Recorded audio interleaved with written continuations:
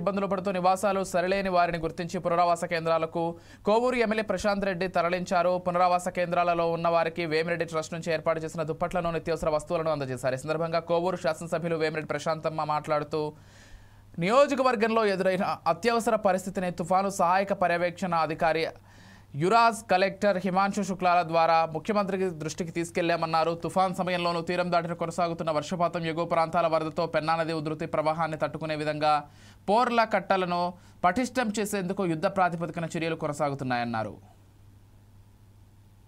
జిల్లా మొత్తం ఆయన 24 గంటల సేపు పర్యవేక్షిస్తూ ఎక్కడ ఎవరికి ఏ ప్రాబ్లం వచ్చినా ముఖ్యంగా మన కోవూరు కాన్స్టిట్యున్సీకి చాలా హెల్ప్ చేయడం జరిగింది.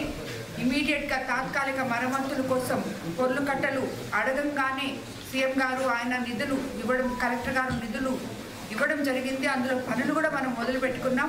వీళ్ళందరికీ కూడా ఈ పునరావాస కేంద్రం ఏర్పాటు చేసి ఇక్కడ వాళ్ళకి అన్ని వసతులు కల్పించి మరి రేపు వెళ్ళేటప్పుడు తగ్గిన తర్వాత మన గవర్నమెంట్ పాలసీ ప్రకారం ఒక్కొక్కరికి 3,000 చొప్పున 25 కేజీలు బియ్యం కూడా ఇవ్వమని చెప్పి సీఎం చంద్రబాబు నాయుడు గారు ఆదేశాల మేరకు వీళ్ళందరికీ కూడా ఇచ్చి పంపడం జరుగుతుంది.